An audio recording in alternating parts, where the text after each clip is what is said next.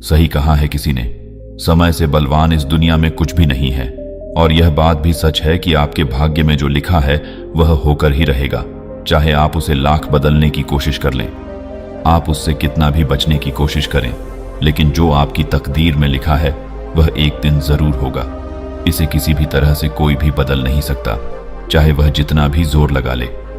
तकदीर का लिखा कोई नहीं मिटा सकता, यह बात सच है। इस कहानी को इसलिए आप अंत तक सुने क्योंकि यह कहानी आपकी जिंदगी बदल देगी। जब जब आप जीवन में बड़ी मुसीबतों और बुरे वक्त में फंस जाएंगे, तब यह कहानी आपको याद आएगी। एक बार एक किसान का बेटा था। एक बार उस किसान के घर में एक बेटे का जन्म हुआ। किसान बहुत ही गरीब था और वह दोनों भाई साथ में रहा करते थे। धीरे धीरे बच्चा बड़ा हुआ, लेकिन उसके पास खाने पीने के संसाधन नहीं थे। उसका बाप जंगल में लकड़ी काट कर जीवन गुजारता था। एक समय वह लकड़ी काटने के लिए जंगल में गया और उसका पैर फिसल गया और वह वहीं गिर गया। उसे चोट लगी और उसके पिता का वहीं देहांत हो गया। पिता के चले जाने से माँ और बेटा अनाथ हो गए। उनका कोई सहारा नहीं था, लेकिन जो चाचा थे वे उनकी देखभाल करते थे और उन्हें खाने पीने को देते थे। लेकिन वे भी बोले कि कितने दिन करें, क्योंकि उनका भी एक परिवार था और अब गरीबी से उनकी हालत बहुत बुरी हो गई थी। एक समय एक महात्मा उस कुटिया में कुछ पानी मांगने के लिए आए। तब उस लड़के की मां बाहर आई और बोली, महात्मा, हमारे घर में खाने के लिए कुछ भी नहीं है, मैं आपको सिर्फ एक गिलास पानी दे सकती हूं। महात्मा बोले, मुझे तुम बस एक गिलास पानी दे दो, मुझे और कुछ नहीं चाहिए। मां अंदर गई और एक गिलास पानी लेकर आई। महात्मा ने पानी पिया, तभी बच्चे के रोने की आवाज सुनाई दी। महात्मा ने पूछा, लगता है आपके घर में शिशु का जन्म हुआ है? मां ने कहा, हां, इस घर में शिशु का जन्म हुआ है, लेकिन यह बहुत ही मनहूस बालक है। मां ने बताया, इसके पैदा होते ही कुछ समय बाद उसके पिता लकड़ी काटते समय पेड़ से गिर गए और उनका देहांत हो गया। अब हम बिल्कुल अनाथ हैं। महात्मा ने कहा, नहीं, यह कोई मनहूस बालक नहीं है, यह तो यहां का राजा है। मां ने कहा, राजा? यह राजा कैसे हो सकता है? हमारे घर में खाने के लिए कुछ नहीं है, हम इतने गरीब हैं कि कल कैसे जिंदा रहेंगे, इस बारे में सोचकर हमें डर लगता है। और आप कह रहे हैं कि यह एक दिन राजा बनेगा, यह भला कैसे राजा बनेगा? महात्मा ने कहा, इसके हाथों की लकीरों में लिखा है कि एक दिन यह नगर का राजा बनेगा। तब तक लड़के के चाचा आए और इस बात को सुन लिया। उन्होंने कहा, महात्मा जी, आप बेफालतू की बातें कर रहे हो, यह राजा कैसे बन सकता है? हमारी हालत और घर की दुर्दशा देखिए। किसी भी कीमत पर अगर हम कितना भी प्रयास कर लें, हम राजा नहीं बन सकते। महात्मा ने कहा, तुम जितनी मर्जी कोशिश कर लो, लेकिन जो तकदीर में लिखा है वह होकर रहेगा।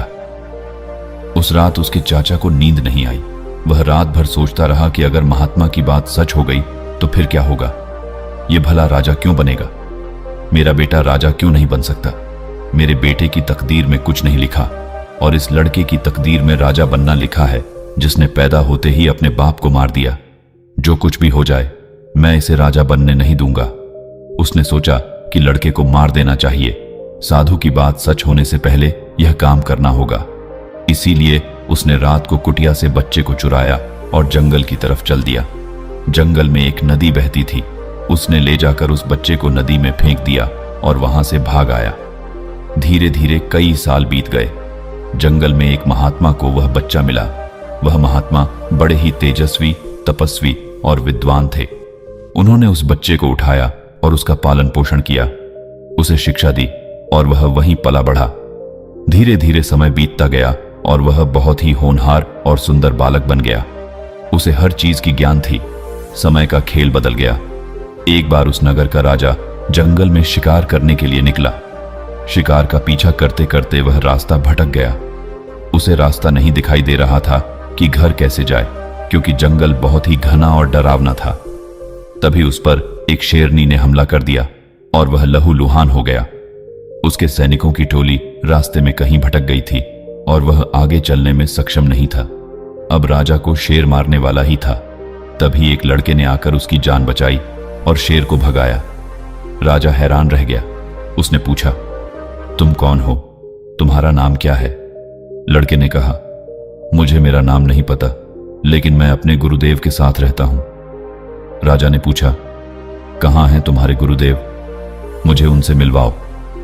लड़के ने कहा, आप पहले अपने घावों और जख्मों को भरिए, उसके बाद मैं गुरुदेव से आपकी बात करवाऊंगा। उसने राजा को संभालते हुए अपनी कुटिया में ले गया और गुरुदेव से मिलवाया। गुरुदेव ने सबसे पहले उनके जख्मों पर मरहम पट्टी लगाई और उनकी देखभाल की। धीरे धीरे 2-3 दिन बीत गए। उस लड़के ने राजा की खूब सेवा की और धीरे धीरे राजा ठीक हो गया। एक दिन राजा ने महात्मा से पूछा, मैं पहले भी जंगल में कई बार आया हूं, मैंने कुटिया भी कई बार देखी है, लेकिन यह लड़का कौन है? मैंने इसे पहले कभी नहीं देखा। महात्मा ने कहा, मुझे नहीं पता, लेकिन यह अनाथ बच्चा एक दिन मुझे इस तालाब में मिला था।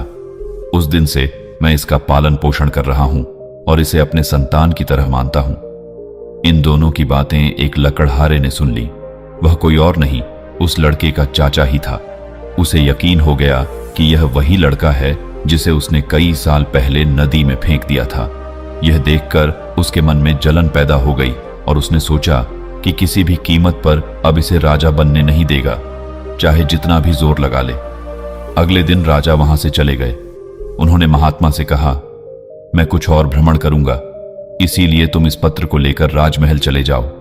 लड़के का चाचा, जिसे लड़के की पहचान का यकीन हो गया था, ने सोचा कि अगर वह इस पत्र को ले जाकर राजा के साथ साजिश करेगा तो वह खुद ही राजा बन जाएगा और अपना सारा जीवन सुखी से काटेगा। इस इरादे से उसने लड़के का पत्र चुरा लिया और महल की ओर चल पड़ा।